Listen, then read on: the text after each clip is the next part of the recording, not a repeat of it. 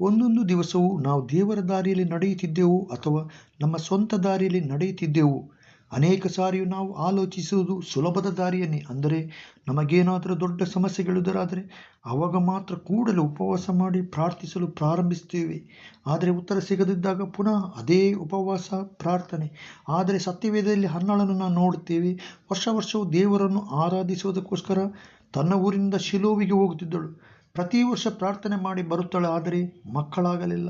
ಆದರೆ ಈ ರೀತಿ ಒಂದು ಸಾರಿ ಆರಾಧಿಸೋದಕ್ಕೋಸ್ಕರ ಹೋಗುವಾಗ ಅವಳು ಈ ರೀತಿ ಪ್ರಾರ್ಥಿಸಿದಳು, ನನಗೆ ಒಂದು ಮಗನನ್ನು ಕೊಡುವುದಾದರೆ ಅವನು ಜೀವದಿಂದಿರುವ ತನಕ ನಿನ್ನವನಾಗಿಯೇ ಇರುವ ಹಾಗೆ ನಿನಗೆ ಪ್ರತಿಷ್ಠಿಸಿ ಕೊಡುವೆನೆಂದು ಹೇಳಿದಳು.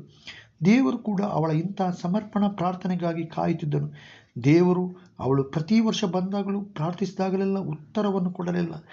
ಪ್ರಿಯರೇ, ಹನ್ನಳಿಗೆ ಚುಚ್ಚು ಮಾತುಗಳನ್ನು ಕೇಳಿ ಮನೋವೇದನೆ ಹೆಚ್ಚಾದುದಲ್ಲದೆ, ಪರಿಹಾಸದ ನಿಂದೆಯ ಮಾತುಗಳು ಹೆಚ್ಚಾದುದಲ್ಲದೆ ದೇವರಿಂದ ಒಂದು ಉತ್ತರವೂ ಸಿಗಲಿಲ್ಲ.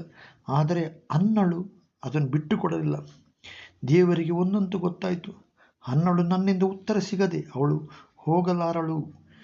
ಪ್ರಿಯರೇ, ದೇವರು ಅವಳ ಪ್ರಾರ್ಥನೆಯನ್ನು ಕಿವಿಗೊಟ್ಟು ಕೇಳುತ್ತಿದ್ದನು. ದೇವರು ಆಶಿಸುವಂಥ ರೀತಿಯಲ್ಲಿ ಹನ್ನಳ ಪ್ರಾರ್ಥನೆಯಾದದ್ದು ಬದಲಾಯಿತು. ಅವಳು ಮಾಡಿದ ಪ್ರಾರ್ಥನೆಯಾದದ್ದು ಪ್ರತ್ಯೇಕವಾಗಿ ನನಗೊಂದು ಮಗನನ್ನು ಕೊಡುವುದಾದರೆ ಅವನನ್ನು ನಿನಗೆ ಸಮರ್ಪಿಸುತ್ತೇನೆಂದು. ದೇವರು ಹನ್ನಳಿಗೆ ಕೊಡುವಂಥ ಮಗುವನ್ನು ಇಸ್ರಾಯೇಲ್ಯರಿಗೆ ಪ್ರವಾದಿಯಾಗಿ ದೇವರು ಲೋಕೋತ್ಪತ್ತಿಗಿಂತ ಮೊದಲೇ ಹನ್ನಳಲ್ಲಿ ಜನಿಸಬೇಕೆಂದು ಆಲೋಚಿಸಿದನು.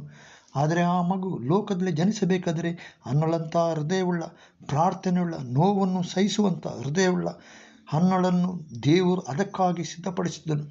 ಸಮುವೇಲನು ಜನಿಸಬೇಕಾದರೆ ಹನ್ನಳೆ, ನಿನ್ನ ಪ್ರಾರ್ಥನೆಯ ರೀತಿ ಬದಲಾಗಬೇಕಿತ್ತು. ನನ್ನ ಕೇಳುವ ಪ್ರಿಯರೇ, ಅನೇಕ ದಿವಸಗಳಿಂದ ಮಾಡಿದ ಪ್ರಾರ್ಥನೆಗೆ ಉತ್ತರ ಸಿಗಲಿಲ್ಲವೆಂದು ನಿರಾಶರಾಗಬೇಡಿ.